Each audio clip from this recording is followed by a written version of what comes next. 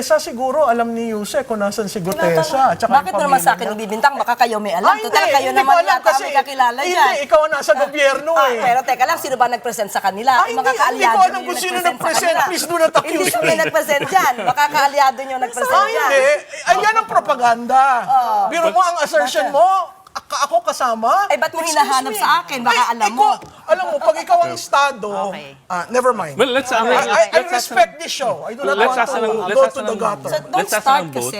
You're putting something to me. But you are representing government. But still, bakit ko malalaman? Hindi ako nag-present dyan. Oh, bakit mo sa akin ipapaturo You can sa akin always na say malalang it alam in a ko? very nice way But without you don't have to insulting start. people. But you don't have to excuse start. me.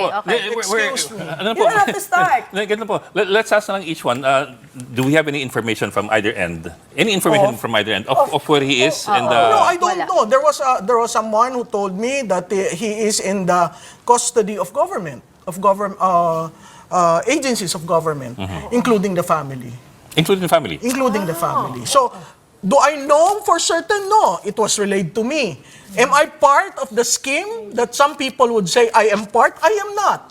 I am just an ordinary citizen who loves this country and would like to comment on certain things.